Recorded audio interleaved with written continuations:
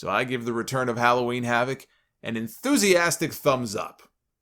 And I only wish that I could share that same enthusiasm for Monday Night Raw. Once again, we are headed into brand warfare at Survivor Series with absolutely nothing on the line. Now, we have a few weeks yet before Survivor Series, so it is possible the WWE may finally wake up this year and realize, hey, you know what? We ought to put something on the line here. There's still time for them to do that. But judging from what they do every single year, I will not hold my breath waiting. Nothing's on the line. Just bragging rights. Bragging rights for a bunch of people who, in many cases, were not even part of the brand that they are on up until 2 weeks ago. How is one to have brand loyalty for a brand that they just joined? It's just bragging rights. And that doesn't work. You know how I know that doesn't work? Because years ago, when pay-per-view was still a thing, WWE actually had a pay-per-view literally called Bragging Rights. And you know how many of those we got? I think 2. Didn't last very long. Had the event done well, we would have had bragging rights every year. But we didn't. Because people didn't give a shit. They got a trophy that we never saw again. Who cares? Nobody cares about bragging rights. Last year, and by the way, no NXT involvement this year. Last year, NXT won the Battle of the Brands. I think they won something like 4 out of the 7 matches at Survivor Series. They were made to look strong all month long in November, and then at Survivor Series, NXT won. Now, the reason they won is not because Vince McMahon said, oh boy, I think NXT should win. I think NXT, we need to make sure the NXT brand looks good over our guys. No. Last year, there was a brand new wrestling show over on TNT called AEW Dynamite. And so their goal was to put over NXT as strong as possible. And I'm glad they did. I mean, it didn't really work. They still get their asses kicked on most weeks. Although, not that either show is doing gangbuster numbers, but whatever their goal was there, it didn't work. But what they did was good, because you should be putting over the younger generation. You should be putting over the NXT brand. That NXT brand is going to be the brand that carries your Raw and Smackdown shows in the years to come. So I find no fault in them putting NXT over like they did last year. I thought it was a great thing. Now, I would not at all be surprised, though, if part of the reason that they're not using NXT this year is because of all this COVID stuff. You know, they got these guys working out of the COVID Coliseum down there in Orlando, and I could see them not wanting to take any chances. We just had another scare the week before last. That's not the first time. It is perfectly sensible to think that, you know what? Maybe we shouldn't be mixing these rosters together because the people down there, I don't know that we can trust them. And I don't want them to infect our Raw or SmackDown talent. So you know what? We're going to keep NXT out of the equation this year. Maybe that's why they kept them out of the draft too. It does make sense. Survivor Series has given us some great interbrand matches between champions the past 3 years.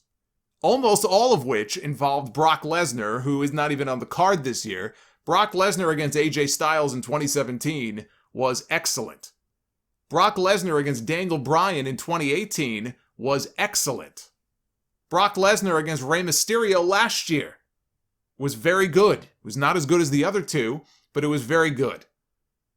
The only other match I would put in the same category that did not involve Brock Lesnar would be Ronda Rousey against Charlotte Flair from Survivor Series 2 years ago. Rousey at the time was the Raw Women's Champion. Charlotte was a member of the SmackDown brand.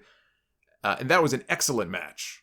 And not even the match that was originally booked. That was only booked because Becky Lynch got hurt thanks to Nia Jax. But they had an excellent match. Even with the wonky, I think it was a DQ finish. But it puts them in a tough spot because you're taking your 2 top champions. Every year you're doing this. You're taking your 2 top champions and you're matching them up non-title. One has to win and one has to lose. And that, I guess, was always the issue with Brock, is that you knew he wasn't going to lose, most likely. So one is going to be made to look weak no matter what you do. But there's nothing on the line. Even in the elimination matches, there is never anything up for grabs. There's never anything on the line. That's why doing the draft in October is stupid. when you could do it after the Survivor Series with the brand that wins the most matches, let's say, getting some top draft picks or the number one pick in the draft. Maybe the top male and female pick. You can configure it any way you want.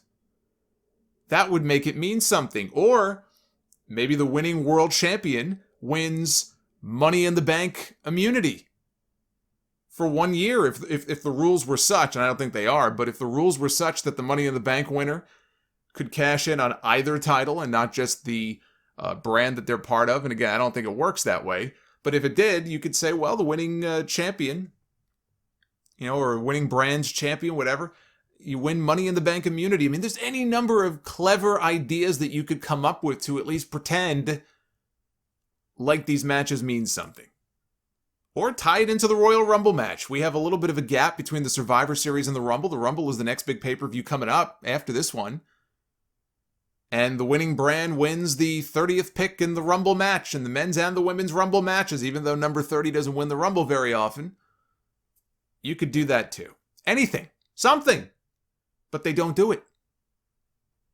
And then they have the gall to feed the same old bullshit line to Tom Phillips on this show. I was waiting for it. I knew it was coming.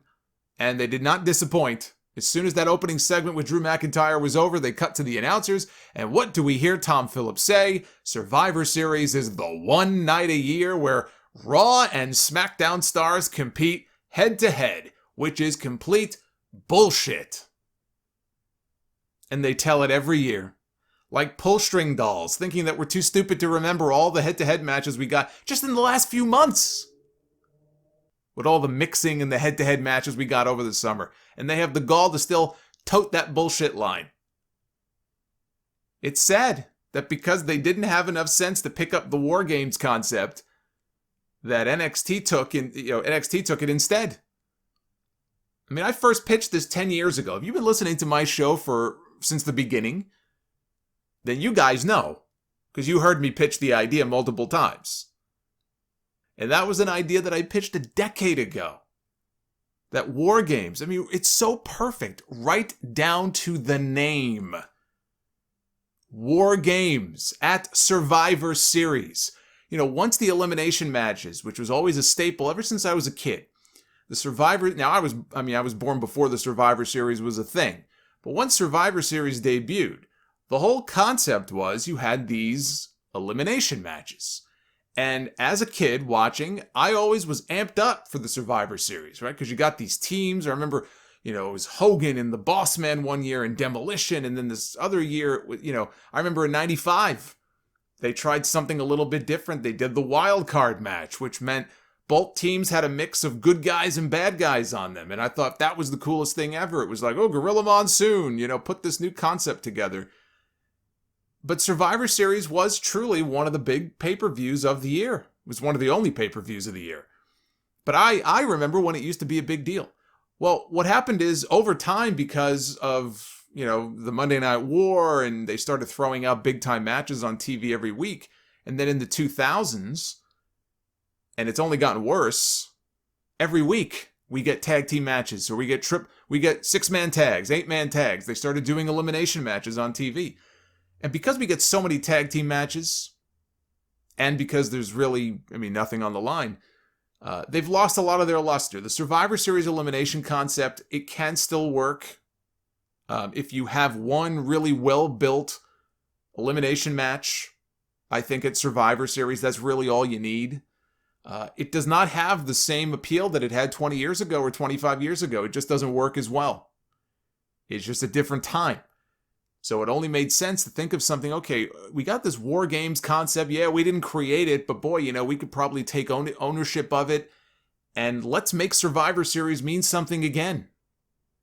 And you could still do an elimination match on the show, but let's make War Games a staple of Survivor Series. They had the opportunity to do that. They chose not to. And you did brand warfare in the 2 rings. 5 Raw stars, 5 Smackdown stars. Put something on the line, 2 rings, 1 cage. And you would have sold a lot of pay-per-views. Instead, we have a bunch of qualifying matches on this show Monday night. That meant nothing. AJ Styles beat Jeff Hardy to advance to the Survivor Series team on Raw, the Team Raw. Hardy and Elias, by the way, are going to have a guitar on a pole match tomorrow night. Bro, we're going to do a pole match, bro. My favorite kind of match. Anything on a pole, and I can't help but think of you-know-who. Keith Lee beat Elias to join AJ Styles on Team Raw. And Sheamus beat Matt Riddle to qualify in what was easily the best match on the show. Which brings me to the news that Matt Riddle is no longer Matt Riddle. Matt Riddle will now be simply going by the name Riddle.